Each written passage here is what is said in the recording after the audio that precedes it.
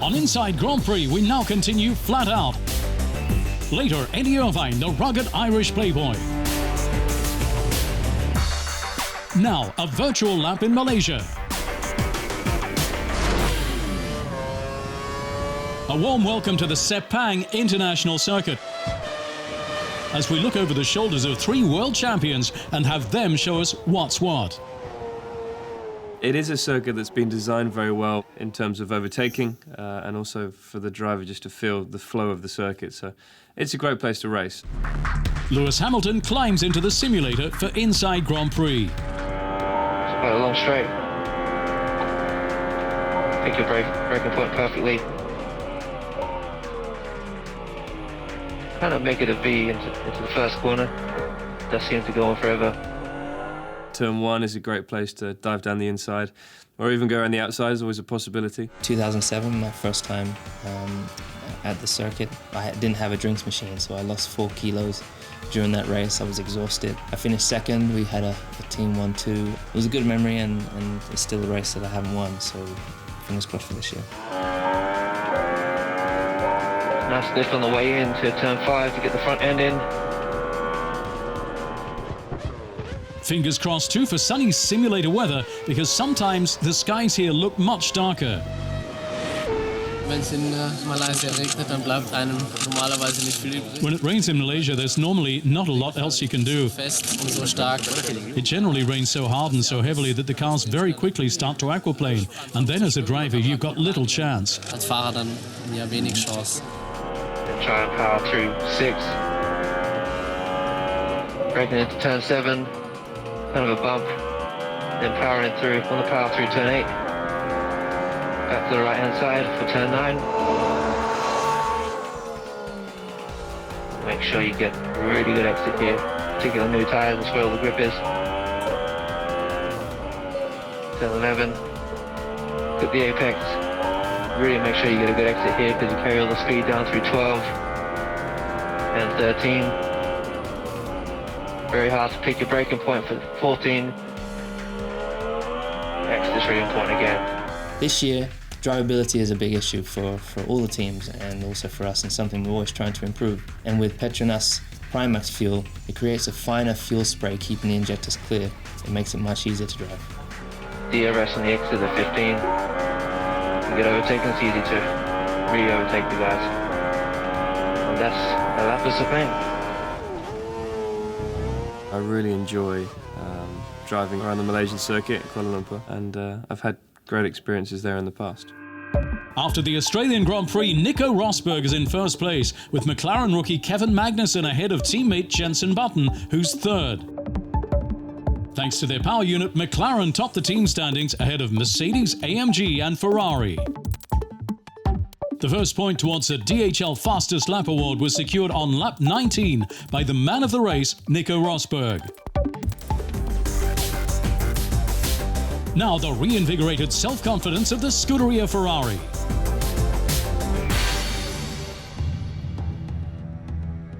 And I'm confident because we have a strong team, and I think that we have all the ingredients to be successful. I think Kimi and me as a team, we should be quite strong. It's up to us to deliver and to do a good job. The aim is the same. We want to win races, try to win both championships and fighting for the biggest victory.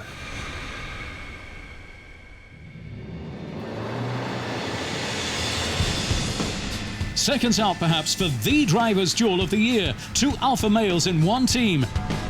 2 men like fire and ice. Raikkonen versus Alonso.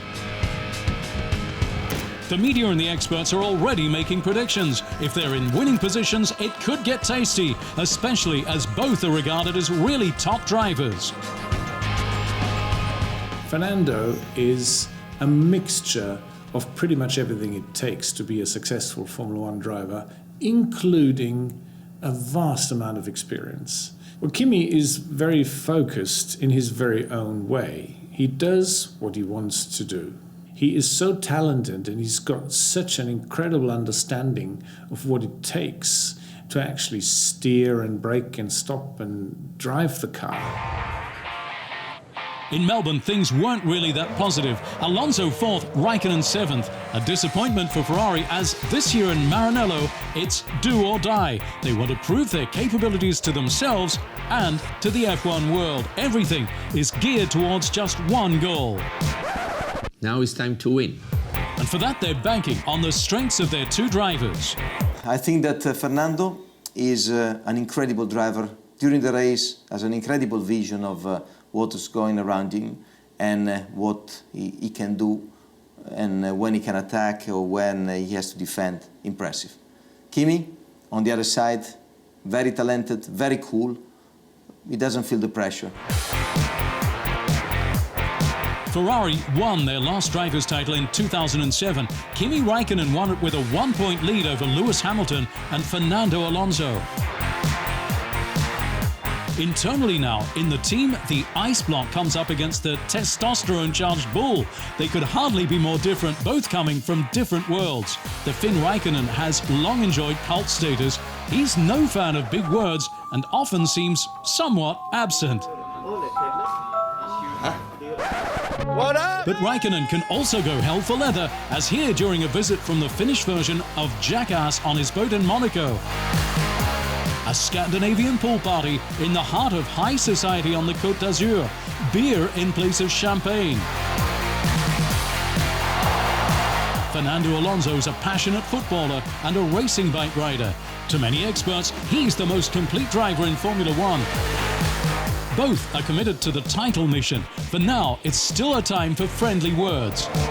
Working with Kimi will be a great boost for me and for the whole team, I think. The time will tell if what will happen and if we can bring the championships back to Ferrari. I'm looking forward to work with Kimi because that new possibilities and that new experience that Kimi will bring to the team. We are more than capable, both of us, to be up there and fight for championship. The last time Ferrari had two champions in one team was in 1953. Alberto Ascari and Nino Farina. Back then it paid off and Ascari became world champion for Ferrari. In total, in Formula One, there have been two world champions in one team 6 times. 4 times, one of the two also became a new champion. This year, Ferrari undoubtedly wouldn't care who from the team wins the title, be it Spaniard or Finn. The main thing is that in the end, it's the Italians applauding.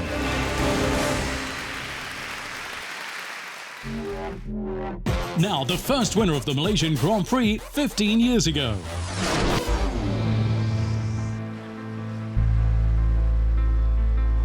Ireland's got something rugged about it. No wonder that its people are just the same. Life there looks like a dream, but it's not, and that builds character.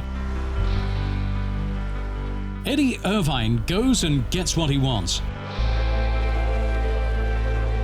The first Formula One race of his career, Suzuka, Japan, 1993. Newcomer Eddie Irvine has the chutzpah to lap back 3-time world champion Ayrton Senna. Typical Eddie, self-confident and fearless. I like Eddie a lot. He's received some criticism. Some people question his commitment, but I think he seems genuinely motivated for this coming year. I think he understands that this is a good chance to get some of the successes that he's looking for. Like his Irish homeland, Eddie's rugged and wild, one of the last playboys of the now assimilated Formula One. After the race, time for the first beer and the next lovely lass, or better still, 2. Eddie Irvine, living the happy hour 24 hours a day, 7 days a week. Früher war sicherlich ein Eddie Irvine. Eddie Irvine certainly used to be the sort of guy where you knew that on Sunday evenings he'd sometimes party really hard. Edmund Irvine Jr. soaked up the trappings of fame and rampant fashion, the jet set for the son of a scrap merchant, which he accepted with a thankful smile. Off the track, peerless, but on it, the Irish Rovers hardly remembered for being competitive.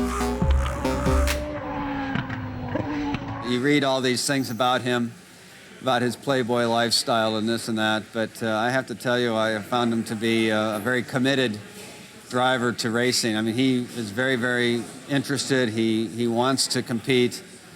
He's not here just sort of going through the motions.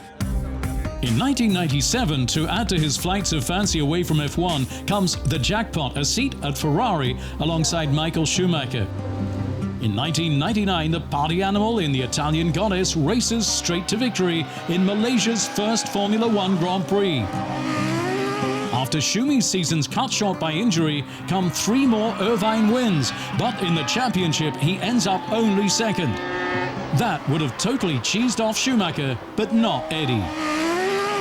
Me and Michael, we never had a problem. I cannot remember one problem we ever had. We both understood what we were meant to do. He was married with kids, I wasn't. So after the race, he went home to the kids, I went to the nightclub. In 2002, his career winds down with Team Jaguar. Even so, Eddie gains Jaguar's only podium finish in their 5 years in Formula One. Thereafter, Eddie's simply just Eddie.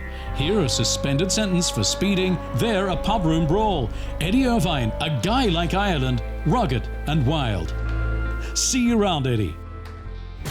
Finally, the news. Australia, Melbourne. First race, first win. The Mercedes team working on the F1 W05 hybrid implemented the new rules superbly. Wahnsinnsgefühl, ja, der erste Sieg in dieser neuen. An incredible feeling, the first win in this new hybrid era. Awesome. And Mercedes have simply built a fantastic car for me. In terms of all the drive systems, they've got it all perfect. Von dem ganzen Antriebssystem, ja, das ganze. The hybrid system works and is wonderfully efficient. It's simply the best system there is right now. Das beste System, was es momentan gibt. Rosberg dominated through to the end, winning with a 24-second lead. This victory puts Mercedes into the history books. It's the 100th Formula One win for a Mercedes engine, plus the first with a hybrid drive system. For many others, though, things went badly. Not less than 8 drivers failed to finish in Melbourne. World champion Sebastian Vettel retired as early as the 5th lap. And while teammate Daniel Ricciardo began the season in fine form, finishing second, he was later disqualified by the FIA. The permitted petrol flow rate had been exceeded. The rookies were impressive. With his 9th-place finish, Toro Rosso novice Daniel Kvyat made history. At 19 years, 10 months and 18 days, he's the youngest driver ever to get into the points. He thus replaces Sebastian Vettel, who'd held this record since 2007. And another dream start, McLaren Mercedes driver Kevin Magnussen came in 3rd, and after Ricciardo's disqualification, he even moved up to 2nd. He thus bettered Lewis Hamilton, who finished 3rd on his debut in 2007. The hardest braking point on the Sepang International Circuit lies ahead of Turn 1.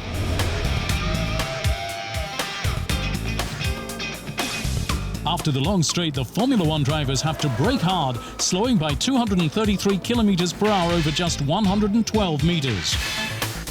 The calculated braking energy here is 2,290 kilowatts.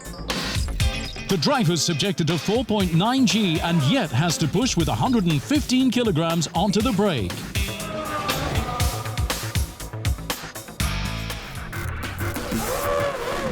That was Inside Grand Prix for today. The next Formula One race takes place in Bahrain. But first, enjoy the race in Sepang.